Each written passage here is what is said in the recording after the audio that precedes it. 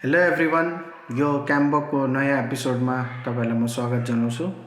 जस्तो मैले पहिलाको एपिसोडमा भनेको थिएँ, जुन चाहिँ त्यो तीनवटा बेसिक एलिमेन्ट फोटोग्राफीको ISO, aperture and shutter speed, र आज म तपाईँहरू समक्ष एपर्चरको बारेमा केही भन्न गइरहेको छु। एपर्चर चाहिँ क्यामेराको लेन्ससँग रिलेटेड टर्म हो।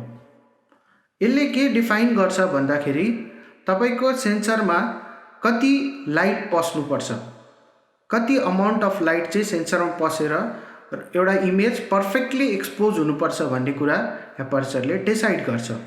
अब एपर्चरको भ्याल्यु एउटा लेन्समा एफ स्टपले डिफाइन गरिन्छ।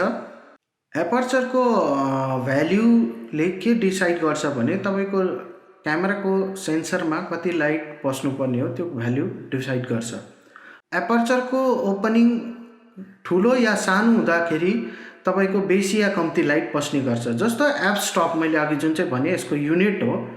अब हामीले यहाँ बुझ्नुपर्ने कुरा के छ भने जुन चाहिँ अघि मैले भने यो एपर्चरको ओपनिङको युनिट हो एफ स्टप।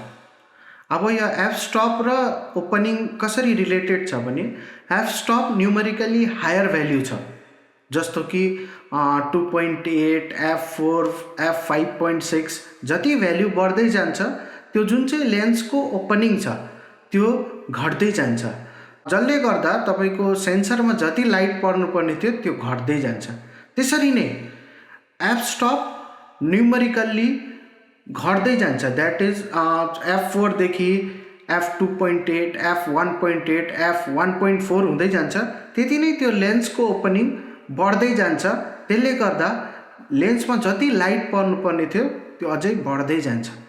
र यसले गर्दा के हुन्छ भने जब लो लाइट कन्डिसन छ, जब एम्बियन्ट लाइट जति सब्जेक्टमा लाइट अगर कम्ती पर्दैछ भने हामीले त्यो कन्डिसनमा एफ स्टप न्युमेरिकल्ली लोवर राख्नुपर्छ, जसले गर्दा त्यो एपर्चर म्याक्सिमम खुला हुन्छ र म्याक्सिमम अमाउन्ट अफ लाइट सेन्सरमा परेकोले गर्दा त्यो सब्जेक्ट वेल इल्युमिनेट या वेल एक्सपोज्ड हुन्छ।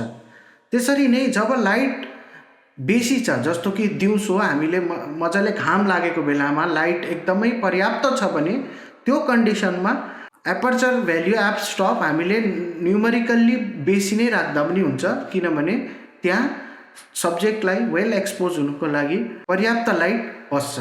अब यो एपर्चरले एक्सपोजर मात्रै होइन, अर्को एउटा इम्पोर्टेन्ट कुरा पनि डिफाइन गर्छ, त्यो हो डेप्थ अफ फिल्ड। हुनु त डेप्थ अफ फिल्ड एउटा भास्ट टपिक हो, तर म यहाँ तपाईँलाई छोटकरीमा भन्दैछु डेप्थ अफ फिल्ड के हो भने डेप्थ अफ फिल्डले एउटा सब्जेक्टको अगाडि र पछाडि कति ब्लर गर्छ त्यो डिफाइन गर्छ।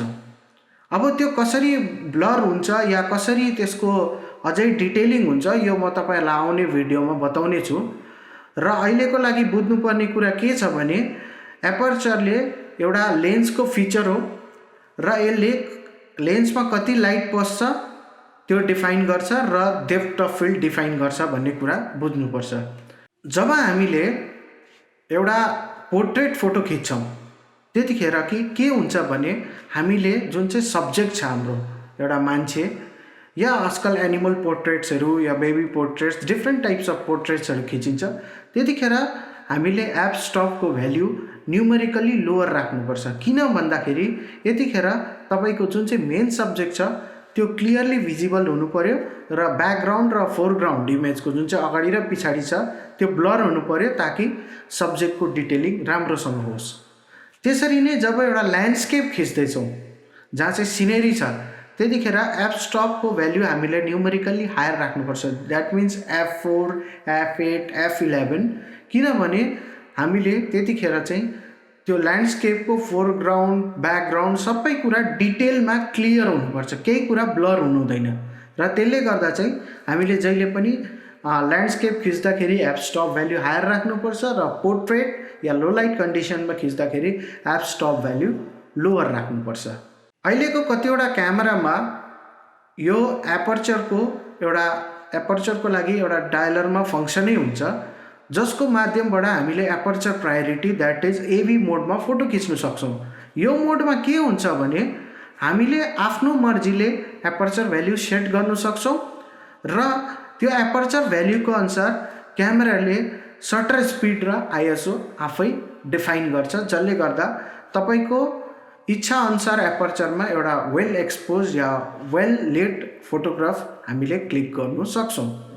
तर जब हामी त्यही कुरालाई म्यानुअल मोडमा आउँछौँ त्यतिखेर हामीले जति दुईटा प्यारामिटर जुन चाहिँ क्यामेराले सेट गर्दै थियो त्यो सब आफै सेट गर्नुपर्छ।